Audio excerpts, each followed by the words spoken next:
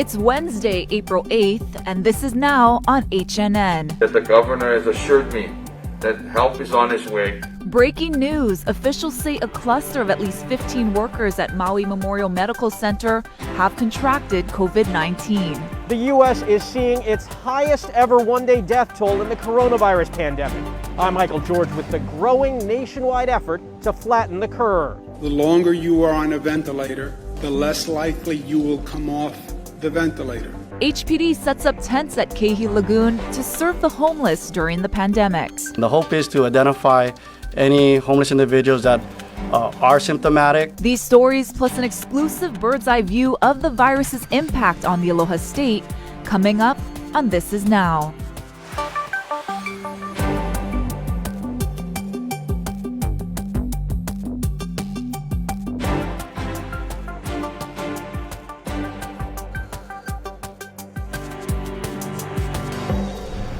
Hello everyone, thanks for watching. This is Now. We want to begin today with breaking news from the State Department of Health. Health officials are reporting Hawaii's sixth death related to COVID-19, an individual on Maui.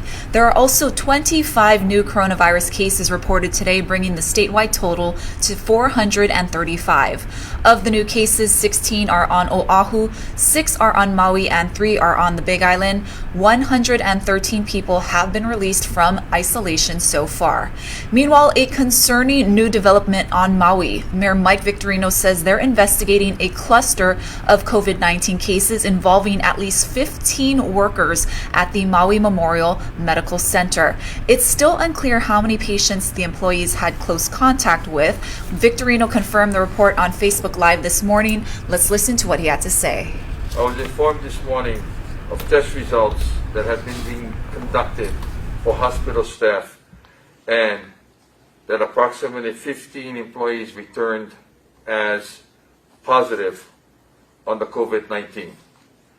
I believe that the Maui healthcare system, the State Department of Health are on it right now.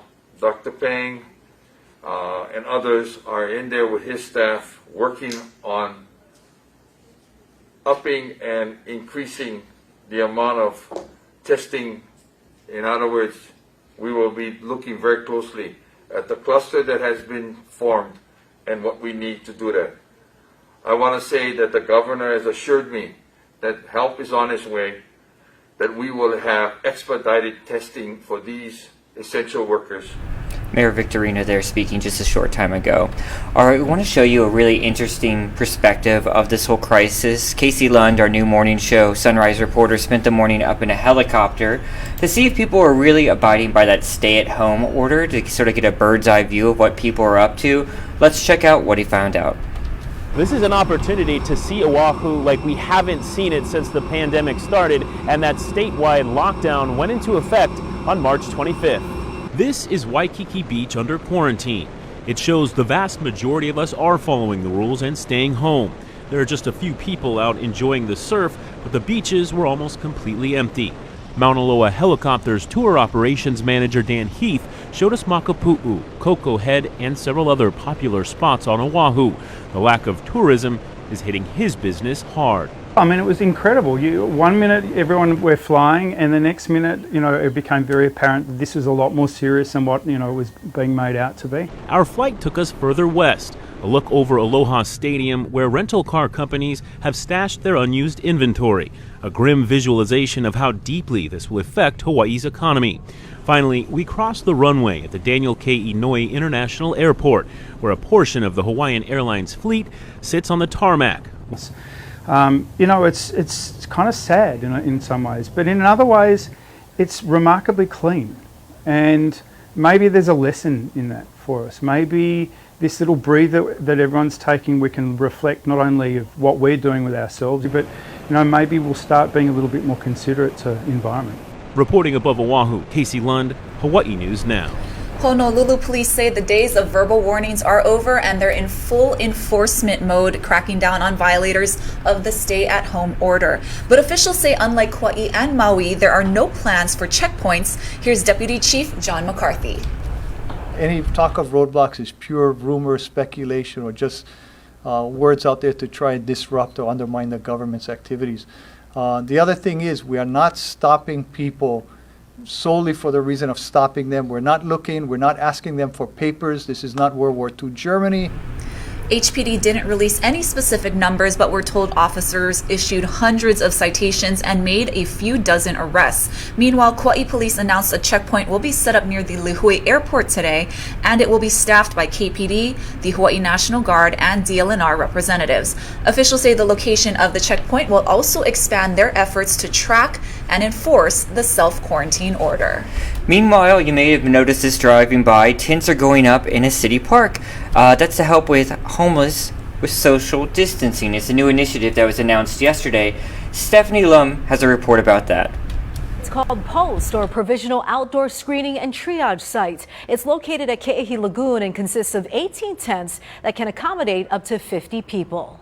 Homeless individuals who are not showing symptoms would undergo quarantine at POST for 15 days while receiving meals and being screened. After that, if no symptoms arise, they'll be moved to a low-risk site, which is still in the works. The hope is to identify any homeless individuals that are symptomatic and perhaps provide them with appropriate medical treatment instead of having them roam through our community and potentially spread COVID. Every one of us is a potential carrier or a carrier without knowing. So they are endangering the lives of thousands of people in Honolulu when they're not attended to. The $6 million for the island-wide program is coming from HPD's Honu program, which is now on hold because of the pandemic. But the challenge may be getting them there. Since it's voluntary, it's a matter of if Oahu's homeless are willing to seek shelter during this time. I think we're probably the strongest ones out here. I feel safe just right here because we're amongst people that we know that they're not sick, and it's almost like a family. HPD says they hope having a safe place to stay will be enough of an incentive for homeless people to participate. HPD hopes to set up 2 more post sites this week. Stephanie Lum, Hawaii News Now. Since March 1st, the Department of Labor and Industrial Relations has taken close to 202,000 jobless claims, overwhelming the state system. Today, the new phone bank in Kaka'ako continued to experience problems. The center went online Monday and is meant for those who already filed for unemployment and had follow-up questions about their claim. But Tuesday and Wednesday, callers were met with busy signals or the line would ring repeatedly. The department says they had the phone company out there to work on the system, which kept crashing due to high volume. The 2 other phone banks in downtown are working properly. Just the Kaka'ako location has been experiencing issues. And the city is expanding free testing sites on Oahu. People can get screened at the Wa'anai Small Boat Harbor tomorrow from 9 to 11 a.m. And there will also be another round of drive-through testing at the Waipio Soccer Complex this Saturday from 8 a.m. to noon. Just a reminder, anyone seeking a test should be showing symptoms of a respiratory illness like fever, cough, or shortness of breath.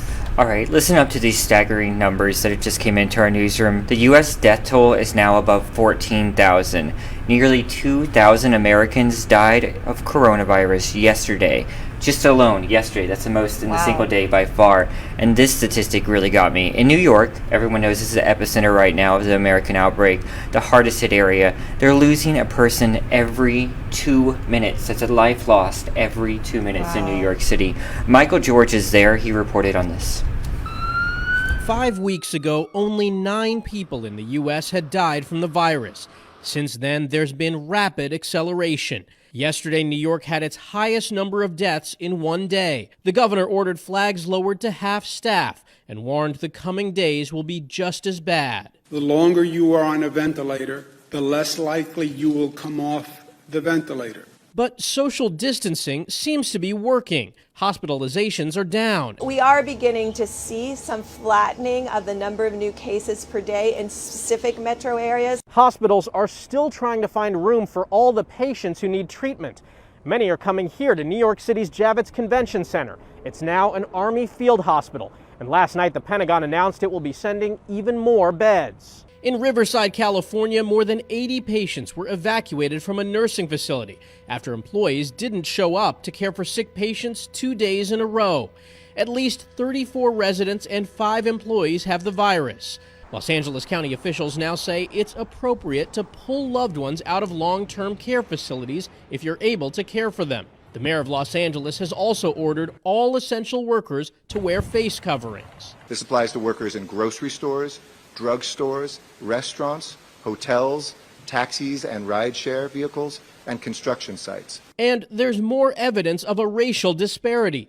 New York City's mayor says the deaths are disproportionately high in Black and Latino communities.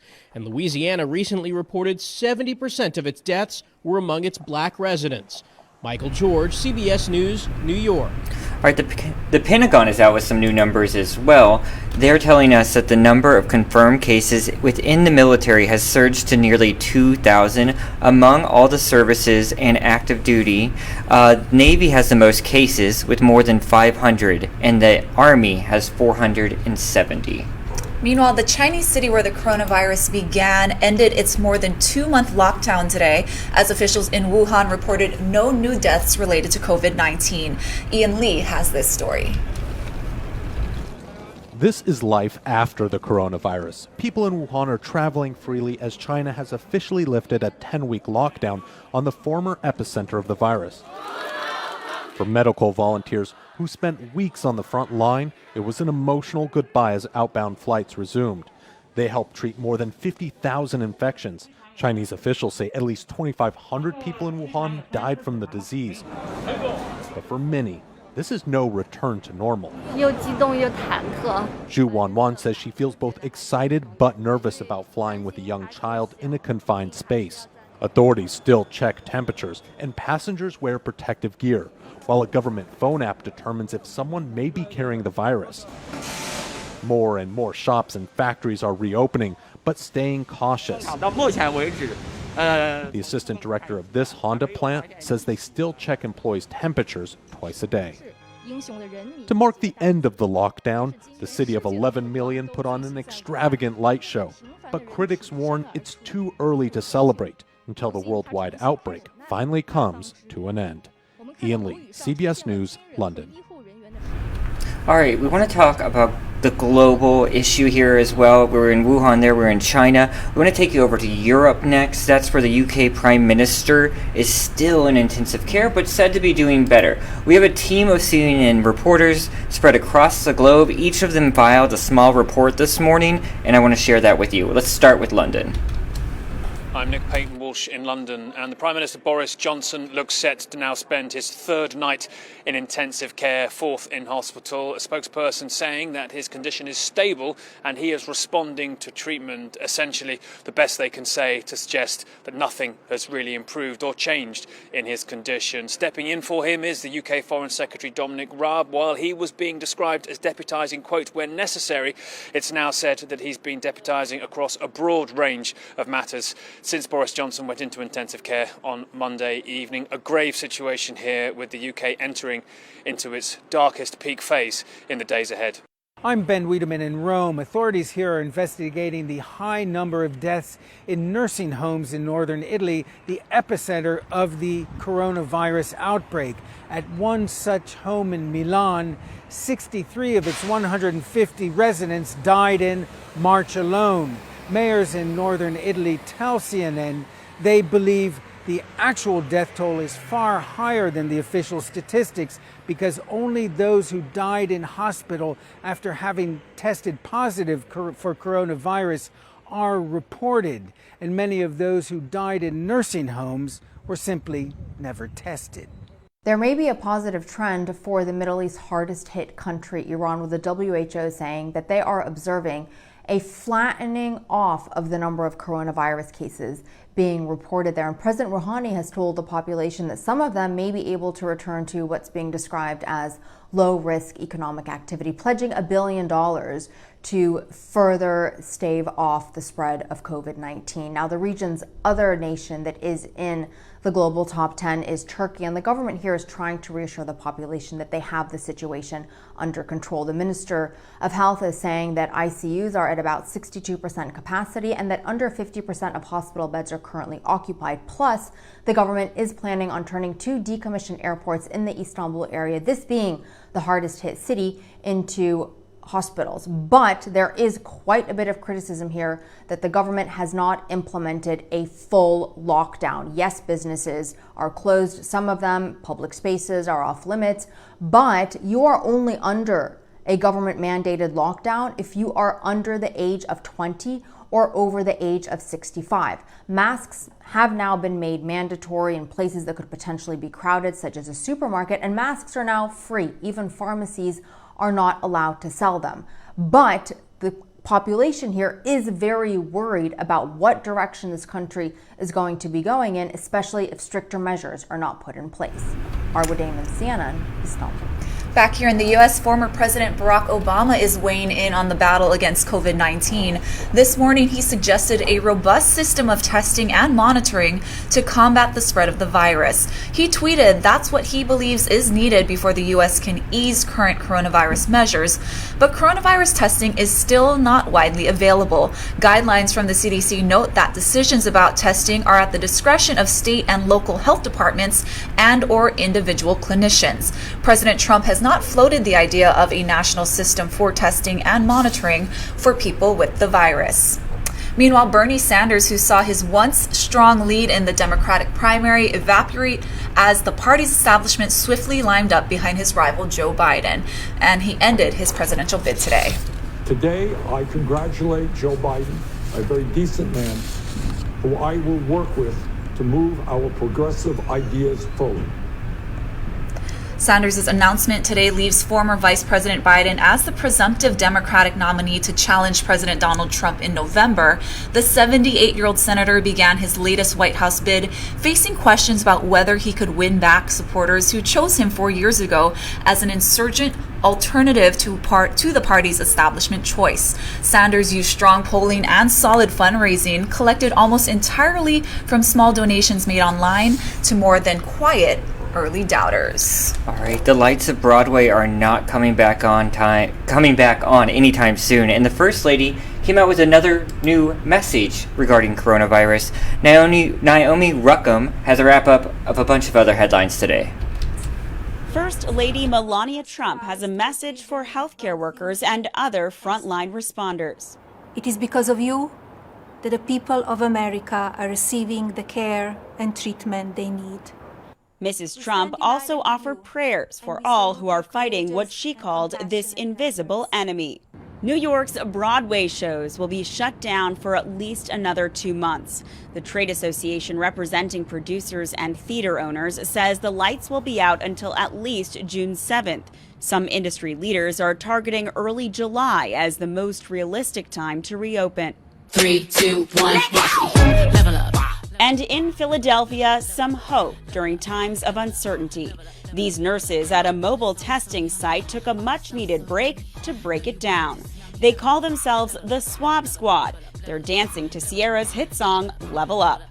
The nurses told CBS News this was a creative way to boost morale during the pandemic. Naomi Ruckham, CBS News, New York. Delta Airlines will start enforcing social distancing on its flights by blocking customers from selecting middle cabin seats, according to the company's statement issued today.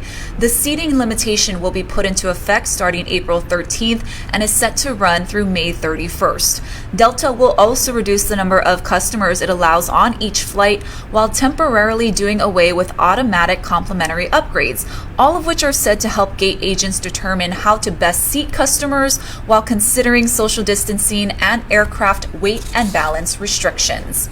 And with millions of Americans under orders to stay home, fewer cars on the roads is having a measurable impact on our air quality. Chris Martinez takes a look at how the air quality in LA and other major cities is improving. In a city that's no stranger to smog, over the past few weeks, the skies of Los Angeles have seen a major shift. With California's Safer at Home order entering its 4th week, the air in Los Angeles is now among the cleanest in the world. This should be the air that we breathe on a daily basis. Dr. Yifeng Zhu is a professor of environmental health sciences at UCLA and says LA is experiencing one of its longest periods of good air quality in decades. According to UCLA LA researchers, since mid-March, the region's air quality has improved by 20%. They also found a 40% drop in microscopic air pollutants linked to heart and lung ailments. All that's attributed in large part to an 80% reduction of vehicles on LA's famously congested roadways. So it's not surprising to see air get improved. It's not only Southern California where lockdowns are having a positive environmental effect. In New York, researchers saw carbon emissions from cars and trucks fall nearly 50% compared to this time last year. And satellite images show a 40% drop in air pollution in China after travel bans were issued and factories closed. While the improvements are impressive, Zhu says it's up to all of us to decide how long they'll stick around. Our normal life can have this type of clean air. We have technology, we have policy that is ready to go. She says it shouldn't take a pandemic to bring about this kind of positive change. Chris Martinez, CBS News, Los Angeles. Here at home, the Hawaii Tourism Authority says 325 room nights have been booked as part of the Hotels for Heroes program. The heroes are healthcare workers, first responders, and law enforcement officers statewide who need a place to rest in between shifts. The state is comping the rooms at $85 per night. Love that program. All right, we're starting a new segment here on This Is Now and on our H&N digital platforms. We're calling it Checking In. It's your stay-at-home stories. We'll be talking to folks from all walks of life. Today we talk to a local clothing designer. All right, we're joined now by Roberta Oakes, local designer of clothing for men and women. Well-known brand around town. Roberta, how's it going? Aloha. Good. How's it going, Jonathan? Really good, thank you. I can't imagine what it's like to be a store owner in town right now. Obviously, under the stay-at-home order, you guys had to close your doors for social distancing reasons. What's it been like? Week one was very stressful, kind of trying to figure out, what we were going to do. We really had to step back and just regroup for a minute, and then after doing that for a couple days, just decided to move forward with our online store, which we have a pretty well established following of online customers, both locally and on the mainland, international as well. So it felt like, even though our store had to be closed, that luckily we could continue to pursue business through online and try to just stay connected to our customers and try to keep moving too. Talk about how that works. Email blasts, you have an email list that you've always established, but now you're utilizing that, sort of releasing new content or new items to sort of engage with your customers. Yeah, so social media, obviously Instagram is huge for small businesses these days. Facebook, and then just direct emailing is kind of pretty big for us. It's a list we've established over the last 15 years of being in business. So we have a lot of long-term customers on there that have remained very brand loyal and, always look forward to our emails and to new stuff that we release online. And when I was chatting with you before this, and I think in talking to you, I was surprised, and I think you were surprised when it happened. People are still consumers out there. There's still people out there buying. You would think, no, but people find joy in shopping, right? And there's no one's saying deny joy and deny your happiness. So they're still shoppers, is what I'm saying. Yeah, it actually surprised me, and I think the initial shock, like that first week of being closed, was just, I was in shock. I feel like everyone else was in shock. Everybody was losing their jobs. Everybody's income just came to a halt. Obviously, everybody's bills are going to keep coming in. So I think once I got over that shock and was kind of like, okay, I'm just going to keep doing what I know, which is keeping, connected to everyone, even though the store isn't there. And people are still buying. I actually had a customer that I was emailing with yesterday that, just was checking in on us, and he's ordered a couple things over the last couple weeks, and he's in Switzerland, and he was saying, hey, I still have my job. Like, I'm so happy that I get to support. And so I think those people that are still working and are still having a paycheck come in really are choosing to support local and trying to support the small businesses that are kind of feeling it the most. I'd ask you too, just because I think it's a common sort of aggravation, and also it's because no one's been in this position before, but what has been your dealings with the, not so much the government, but just aid for your business? Any of those loans? You've been able to find some to apply for at least? Was it easy? Was it hard? Confusing? The application process for everything has felt very straightforward. None of it takes very long. Nobody that I know of that's a small business and in my position, myself included, like none of us have heard back on anything. So I think that has been a little nerving maybe. It's just kind of like, I don't know, is everything going to just resume and we'll be back to life and then all of the stuff we applied for will just be forgotten about? I have no idea. That's kind of how it feels. But we'll see. Yeah. And in this uncertainty, there's no time frame on when the doors on the brick and mortar will open back up, but you're just going to keep trucking along with what you can do, right? Yeah, just kind of taking it day by day or, week by week. We have weekly Aloha shirt releases planned for the next through April. So that happens on Wednesdays. Yeah. So we'll keep doing that. And at any time, is it in the morning or is it? 6 a.m. every Wednesday morning. And some sell out quickly. Yes. Yeah. So this is airing on a Wednesday. The one for the day might have sold out, but keep looking at the website. What's the website? RobertaOaks.com. Awesome. Thanks, Roberta. Thanks for joining us. I was glad to check in with you.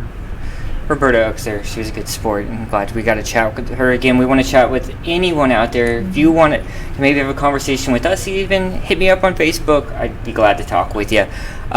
She's a local designer, as mentioned many times there, but many other local designers are also helping out in a big way. We had Jam's World. Ooh. We got some masks from them.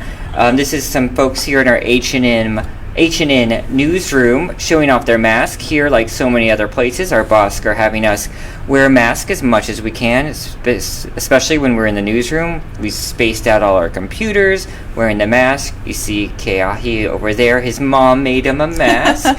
And then we got Derek, our producer, wearing one of them Jam's World masks. And then Steph's got her coordinating pink and purple Eastery combo going pastel on. And then this is like what not to wear on the far right, this photo of our other producer, Josh Meeks. And that's because it's Cubs. It should have been Cardinals. Are you just hating on the Cubs? Okay. Yeah. I do like his sunglasses, though. Good choice. And then we got someone else, our man on the street. We saw him at the beginning of the hour. We got Casey Lund. Oh. And this is a common problem. His mask looks a little small, right? He has a big head. Oh. It's true, nice. He does.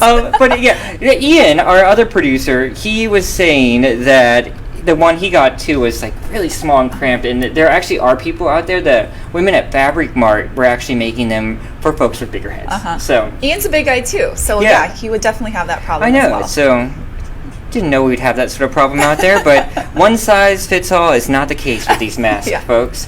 And on the subject of masks, Mahealani Richardson put together a really good, informative, quick instructional video on how to make one, and I want to share it with you. Anyone can do this with pretty much stuff you have laying around the house.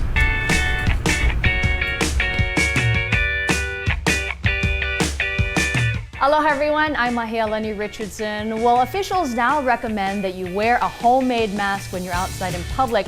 But what can you do if you don't have a mask, you don't sew? Well, you know what? Here's an idea for a no-sew homemade mask. All you need is a handkerchief, a bandana, or even just a fabric 18 by 18 inches long. And so here it goes. It's really, really simple.